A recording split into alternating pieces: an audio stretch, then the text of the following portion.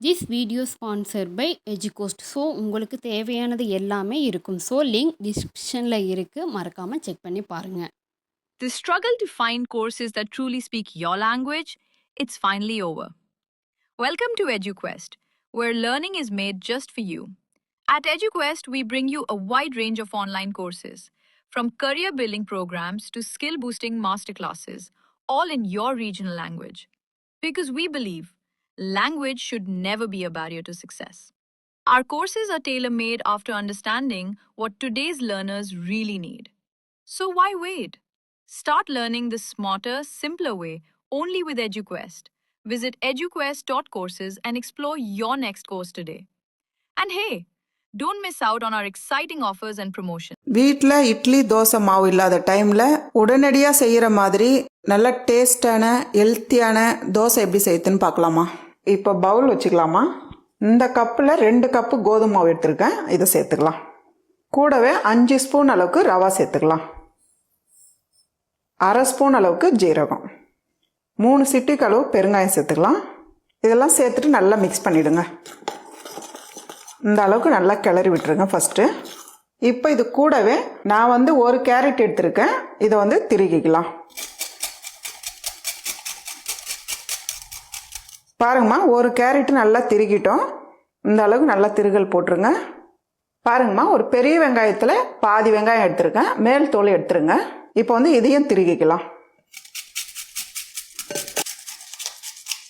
பாருங்கம்மா, வெங்காயமும் இந்த அளவுக்கு நல்லா திருகி எடுத்துக்குங்க.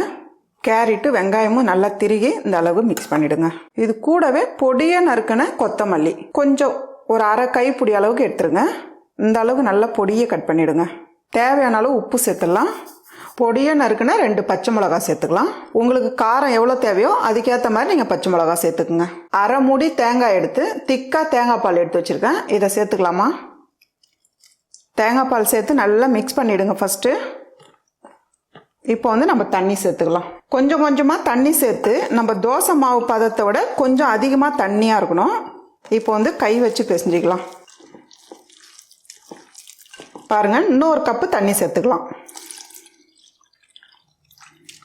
கட்டி கட்டியாக இல்லாமல் நல்லா மிக்ஸ் பண்ணிவிடுங்க. பாருங்கம்மா, நம்ம கரண்டியில் எடுக்கும் போது தோசை மாவு கொஞ்சம் திக்காக இருக்கும், அதை விட தண்ணியாக இருக்கணும். இதை போல் இருக்கணும். இப்போ ஒரு 10 நிமிஷம் நம்ம மூடி வைக்கலாம், அப்படியே இருக்கட்டும். பாருங்கம்மா, 10 நிமிஷம் ஆயிடுச்சு, நம்ம பார்க்கலாம். கொஞ்சம் அதிகமாக தண்ணியாக இருந்தது, இப்போ கரெக்டான பதத்தில் வந்திருக்கு பாருங்கள். ரவை கொஞ்சம் ஊறி இருக்குது. இந்த பதத்தில் தான் இருக்கணும், இதுக்கு மேலே தண்ணி சேர்க்காதீங்க. இப்போ தவா வச்சுக்கலாமா? தவா நல்லா சூடாகட்டும்.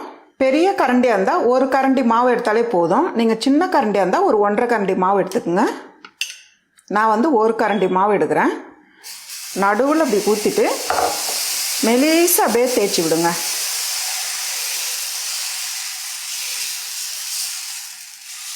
இந்த அளவுக்கு தேய்ச்சி விடுங்க. இப்போ எண்ணெய் எடுத்து மேலவே சேர்த்துருங்க. இப்படி மேலே அப்படியே சேர்த்துருங்க. ஒரு பக்கம் நல்லா செவந்து வரணும், அதுக்கப்புறம் தான் திருப்பி விடணும். ஏன்னா தோசை ரொம்ப சாஃப்டாக இருக்கும் தேங்காய் பால் சேர்த்துக்கிறதுனால. நல்லா வெந்ததுக்கப்புறம் நீங்கள் திருப்பி விடணும். பாருங்கள், மேலே லைட்டாக செவந்து வருது பாருங்கள். இந்த டைமில் நம்ம திருப்பிடணும். அடுத்த பக்கமும் நல்லா செவந்து வரட்டோமா? இதை போல் நல்லா ஒரு பொன்னிறமாக செவந்து வரணும். பாருங்கள், இந்த பக்கமும் நல்லா செவந்து வந்திருக்கு, நம்ம திருப்பிடலாம்.